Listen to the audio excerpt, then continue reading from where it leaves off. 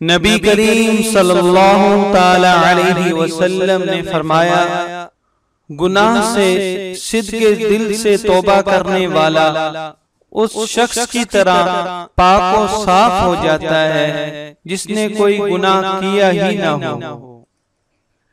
बहरहाल अल्लाह ताला से ताल्लुक कायम करने और इसे मजबूत करने की हर इंसान को जरूरत है। अगर नमाजों की पाबंदी नहीं है तो 5 वक्ता नमाज का इत्तिमाम कीजिए।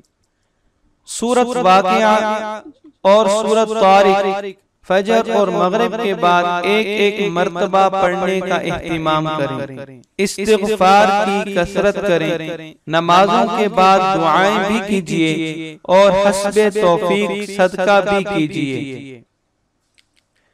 अच्छे और मुनासिब रिश्ता के लिए सदके दिल से नमाजों के बाद और तहज्जुद और गुरूब के वक्त दुआएं मांगिए और सलातुल हाजात का इह्तिमाम करें।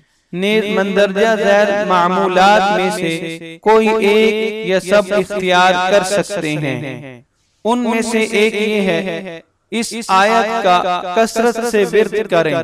रब्बी इन्नी लिमा अंज़लत इलैया मिन खैरिन फ़क़ीर।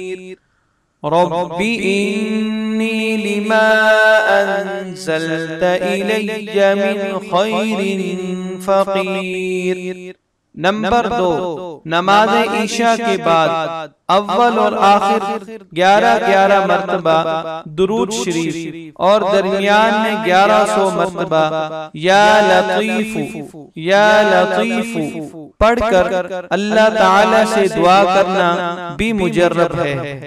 नंबर 3, नमाज ईशा के बाद अव्वल आखिर दुरूद शरीफ 11-11 मर्तबा और दरमियान में 41 मर्तबा दर्ज झैल कलिमात पढ़कर दुआ करें। वो कलिमात ये हैं, बिस्मिल्लाहिर रहमानिर रहीम वमन यत्तक़िल्लाह यजअल लहू मख़रजा वयर्ज़ुक़हु मिन हैसु ला यहतसिब वमन यतवक्कल अलल्लाहि फहुवा हस्बुहु वमन यत्तक़िल्लाह यजअल लहू मख़रजा वयर्ज़ुक़हु मिन हैसु ला यहतसिब वमन यतवक्कल अलल्लाहि फहुवा हस्बुहु।